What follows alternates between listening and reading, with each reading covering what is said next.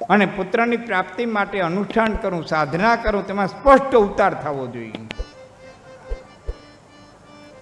ખીજાણો બ્રાહ્મણ ગોવિલ મુનિએ કીધું છે કે મારા શરીરમાં તાવ છે, એને હિસાબે સ્વરભંગ થયો છે, પણ હે રાજા મારા ભાવમાં ફેર નથી, પણ તે મારી માથે અતિશય ક્રોધ કર્યો છે, એટલે હું તને શ્રાપ આપું છું, તારીને પુત્ર તો થાય પણ મૂર્ખો થાય. દેવદત્ત નામનો વિપ્ર ચરણમાં પડી ગયો છે.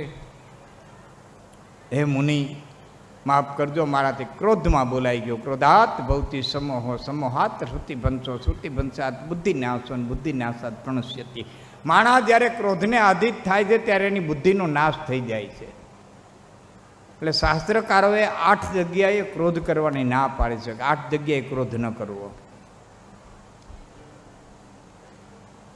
જમતી વખતે ક્રોધ ન કરવો. એટલે ઘણા મૌન બનીને જમી લઈએ છે, બોલતા જ નથી. બોલીએ તો ક્રોધનો સમય આવે ને, ડાયર હારી નથી થઈ, રોટલી હારી નથી, શાક બરોબર નથી. જમતી વખતે ક્રોધ નહીં કરવાનો. ભગવાનની પૂજાપાઠ કરતી વખતે ક્રોધ નહીં કરવાનો. દેવ દર્શન કરતી વખતે ક્રોધ નહીં કરવાનો. મંદિરમાં ક્યાંય પવિત્ર સ્થાને, ગંગા જેવી પવિત્ર નદીઓમાં સ્નાન કરવા ગયા હોય, ત્યાં કોઈનો ઠોહો લાગી જાય, કોઈનો પગ દબાઈ જાય, તો એવા પવિત્ર સ્થાને ક્રોધ નહીં કરવાનો. ચોથું, ઘરની બહાર જાતી વખતે ક્રોધ નહીં કરવાનો.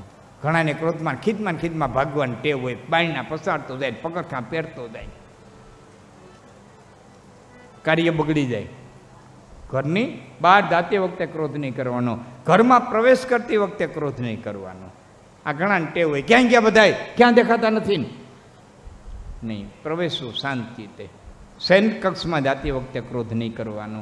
અને છેલ્લે 8મું, કોઈની આરે શાસ્ત્રોક્ત ચર્ચા કરતા હોય ત્યારે ક્રોધ નહીં કરવાનો. અમારો દેવ ચડિયા તો હું કહું એટલું શાસ્ત્ર સાચું, બીજું બધું ખોટું નહીં. પૂર્ણ રીતે બેયને સાંભળવાના અને બેયને શાસ્ત્રોની ચર્ચા કરવાની, વચ્ચેનો માર્ગ કાઢવાનો. 8 જગ્યાએ ક્રોધ નહીં કરવાનો. રાજ દેવદત્તે ક્રોધ કર્યો છે, મુનિએ શ્રાપ દીધો છે. શ્રાપ સાંભળતા ક્રોધ ઉતરી ગયો છે. હા, કોઈ બહુ તા કરતો હોય ને, મારી નાખું, કાપી નાખું.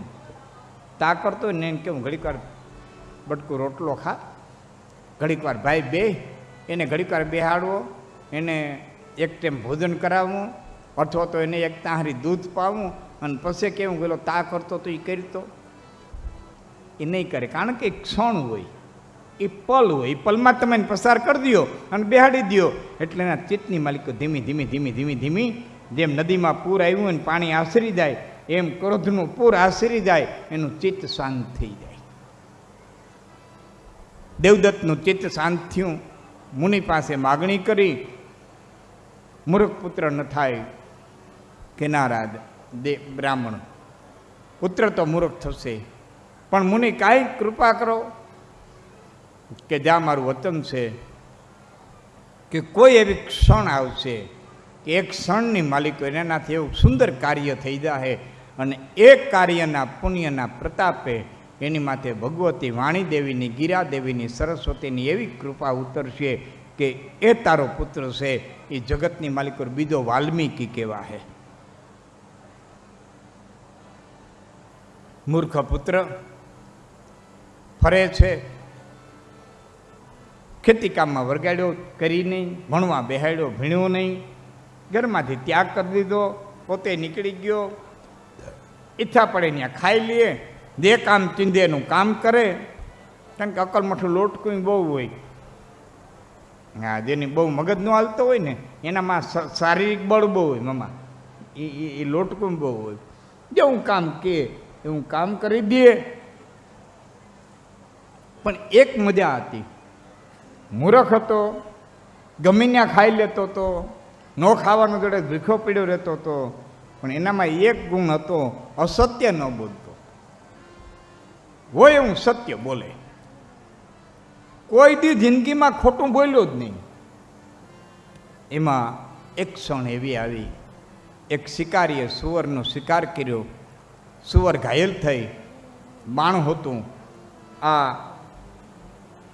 મૂર્ખ બ્રાહ્મણ પાસેથી નીકળ્યું છે, જંગલમાં વયું ગયું, છુપાઈ ગયું. પાછળ શિકારી આવ્યો. શિકારી આવીને કીધું કે મારું સુવર, ઘાયલ સુવર અહીંથી નીકળ્યું છે, હે બ્રાહ્મણ તે ક્યાંય જોયું છે? એટલે બ્રાહ્મણ બોલ્યો, યા પશ્યતિ ન સાબ્રુતે યા બ્રુતે સા ન પશ્યતિ અહો વ્યાદ સ્વકાર્યાર્થિન કિમ પૂછસી પુનઃ પુનઃ કિમ પૂછસી પુનઃ પુનઃ. હે વ્યાધ, હે શિકારી, તું તારા પોતાના હવારાથ માટે થઈ અને મને વારંવાર હું કરો ઢંઢોળો, મને વારંવાર ખંભો લાવીને હું કરવા પૂછો? કિમ પૂછસી પુનઃ પુનઃ, મને વારંવાર હું કરવા પૂછો? હું તને જવાબ દઈ શકું એમ નથી. કે કેમ? કે યા પશ્યસી સા ન બ્રુતે યા બ્રુતે સા ન પશ્યતિ. જેણે જોયું છે એ બોલી શકતી નથી, અને જે બોલી શકે છે એ જોઈ શકતી નથી. તો તેને કમ કહું ક્યાંય ગયો હુંવર? બહુ ગર્ભિત જવાબ આપ્યો. આંખોએ જોયું છે તો આંખોને જીભ નથી, બોલી શકે છે જીભ તો જીભને આંખો નથી.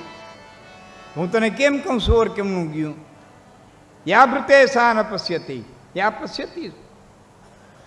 આવી જ કથા ભાવનગર દરબાર સાહેબની પણ કવિઓ કહે છે. વજ્રસંઘ મહારાજ શિકાર કરવા ચીડાતા અને તારણ ભેહું ચારતો તો પૂછ્યું કે મારો શિકાર કેમનો ગયો? કે પાપ કરતા પાછો વડ અને ધર્મ કરવા ધા વાટું બેવું જાણું વધાતા પોહા એમણો જા. આવી મહારાજ ગોયલ સરકારને પણ કહેવાય છે એ વખતે એણે બંદૂક કે જે કંઈ હોય એ ભાલું જે કંઈ હોય એ તોડી નાખ્યું હતું અને ભાવનગરની હદમાં શિકાર બંધ કરાવ્યો તો અભયારણ્ય પછી શરૂ કરાવ્યું. અહીંયા શિકારી તો વયો ગયો. બ્રાહ્મણનો જવાબ સાંભળીને પણ સુત પુરાણી કહે છે કે આ એક શ્લોક પછી મહાશાસ્ત્રોનો રચયિતા એ સત્યવત નામનો બ્રાહ્મણ કહેવાનો છે. આવી ભગવતીની કૃપા ખાલી એક જ વખત એણે એ ઓ શબ્દનો ઉચ્ચાર કર્યો હતો અને ભગવતીની વાણી સ્ફુરિત થઈ ગઈ. હે સુત પુરાણીજી, સોનક મુનિ કહે છે, હવે આપને અમે એક પ્રશ્ન કરીએ છીએ. કથમ રામેણ તીર્તિણમ વ્રતમ દેવ્યા સુખપ્રદમ રાજ્ય ભ્રષ્ટ કથમ સો અથ કથમ સીતા વૃતા પુનઃ. કથમ રામેણ, રામાવતારની અંદર ભગવાન રામે ક્યારે શક્તિની આરાધના કરી? સીતા મહાશક્તિ હતા, એને કેવી રીતના સંકટોનો સામનો કર્યો આ કથા તમે મને કહો.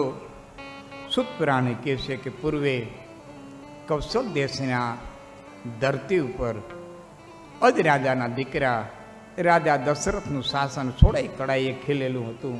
વશિષ્ઠ એના ગુરુ, સૂર્યવંશીનું શાસન પુત્ર કામનાથી એણે યજ્ઞ કર્યો છે. યજ્ઞ નારાયણ હાથની માલિકોર પ્રાસન ખીરનો વાટકો લઈ અને પ્રગટ થયા છે. મહારાજા દશરથને ખીરનો વાટકો આપ્યો છે. મહારાજા દશરથે બે ભાગ કર્યા. એક ભાગ કૌશલ્યાને આપ્યો, પાછળ એક ભાગ વિધો, એના પાછા બે ભાગ કર્યા. ચોથો ભાગ કૈકેયીને આપ્યો, વળી પાછો એક ભાગ વિધો, એના બે ભાગ કરી કૌશલ્યાને અને કૈકેયીને કીધું છે તમે બંને મળીને સુમિત્રાને આપો. સુમિત્રાજીને આપ્યો અને સમય જાતા ભગવાન રામ, ભરતલલા, લક્ષ્મણજી મહારાજ, શત્રુઘ્નજી મહારાજના જન્મ મહારાજા દશરથને ત્યાં ચાર દીકરાઓ, ચાર અંશો ભગવાનના પ્રજ્ઞા છે. બોલીએ રાઘવેન્દ્ર સરકાર કી, રામચંદ્રજી મહારાજ કી જય. ગુરુ વશિષ્ઠના આશ્રમે વિદ્યા ભણવા માટે થઈને મોકલ્યા છે. અલ્પકાલ વિદ્યા સબ પાઈ. થોડા સમયની માલિકો એને બધી વિદ્યા પ્રાપ્ત કરી લીધી છે. ભાવનગર આજ કવિ પિંગળસિંહ બાપુ કહે છે કે સમયે બધું પ્રાપ્ત કરી લેવું જોઈએ. વિદ્યાના સમયે વિદ્યા પ્રાપ્ત કરી લેવી જોઈએ, ધનના સમયે ધન પ્રાપ્ત કરી લેવું જોઈએ, ભક્તિના સમયે ભક્તિ કરી લેવી જોઈએ. સમય ચૂક્યા પછી નકામું.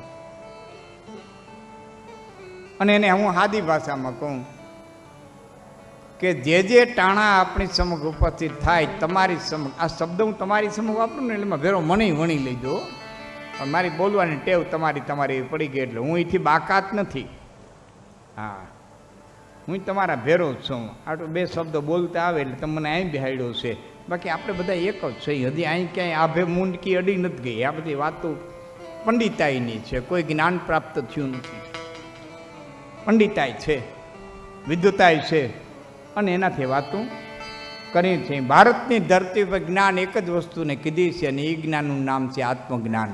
જેણે આત્મજ્ઞાન પ્રાપ્ત કર્યું એને જ જ્ઞાની કહેવાય. એ સિવાયના બાકી બધા પંડિત, બધા વિદ્વાન, બધા શાસ્ત્રના આચાર્યો, બધા ભાગવતના આચાર્યો, રામાયણના આચાર્યો, એક જ આત્મજ્ઞાનને પ્રાપ્ત કરનારો આ દેશે એને જ્ઞાની કીધો છે. એ સિવાયના બધા પંડિત.